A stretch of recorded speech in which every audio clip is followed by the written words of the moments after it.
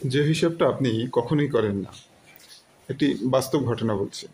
আমি একটি মুদির দোকানে গিয়ে জিজ্ঞেস করলাম জিরা আছে কিনা, সে বললো যে আছে। আমি বললাম 50 টাকার জিরা দেন।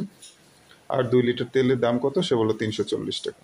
আচ্ছা ঠিক আছে, 2 লিটার তেল দেন আর 1 কেজি ডাল দেন। 1 কেজি ডালের দাম কত, 110 টাকা। দেওয়ার পরে আমি জিজ্ঞেস করলাম যে কত হয়েছে, সে বললো যে 520 টাকা। আমি বললাম আপনার হিসাবে মানে একটু ভুল হয়েছে। সে আবার ক্যালকুলেট করে আবার বলল যে ও আচ্ছা 510 টাকা হয়েছে। আমি বললাম এবারও মনে হয় ভুল হলো। তখন সে বলল যে না ঠিক আছে। আমি আমার মোবাইলের ক্যালকুলেট থেকে 50, 340 এবং 110 টাকা হিসাব সমান সমান ইকুয়াল তাকে 500 দেখালাম। সে তখন একটু মনটা খারাপ করে বলল আচ্ছা ঠিক আছে দেন, 500 টাকাই দেন।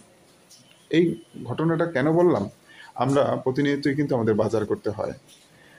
আমরা যদি পরিবারের অভিভাবক হয়ে থাকি বা ছেলে সন্তানদের এটা করতে হয়, সেক্ষেত্রে আপনাকে খেয়াল করতে হবে, আপনি হিসাব করে নিয়ে আসবেন। কিছু কিছু অসাধু ব্যবসায়ী আছে যারা ইচ্ছা করেই আপনাকে বেশি বলবে, তখন ধরা পড়লে বলবে আচ্ছা ভুল হয়ে গেছে, বা ও হিসাবে একটু ভুল হয়েছিল ভাই, এরকম। তো এই হিসাবগুলো সাধারণত আমাদের করা হয় না। তো আমি কয়েকটি দোকানেই এরকম আমার হিসাবে গরমিল পরিলক্ষিত হয়, আমি বিষয়টা আপনাদের সাথে শেয়ার করেছি। আমিও আপনাদের মতো এরকম হিসাব করে কখনো বাজার করিনি, বা কেনাকাটা করলে উনি যা বলছে তাই দিয়ে চলে আসছে। তো দুই একবার হিসাব করে দেখি যে এরকম একটা সমস্যা হয়। তো আপনারাও আপনাদের অবস্থান থেকে যখন আপনারা কেনাকাটা করবেন, কয়েকটা প্রোডাক্ট মানে একাধিক প্রোডাক্ট যখন ক্রয় করবেন 4-5টা, তখন কিন্তু হিসাবে ওরা ইচ্ছা করে কিছু কিছু, সবাই না, কিছু কিছু মানুষ ইচ্ছা করে আপনারা বাড়িয়ে বলবে, তখন কিন্তু আপনি ঠকে যাবেন।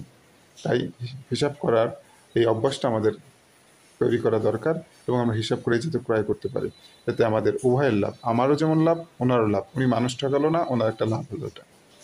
তো আশা করি আমার ছোট্ট ঘটনাটি বুঝতে পারছেন। ভালো থাকবেন সবাই।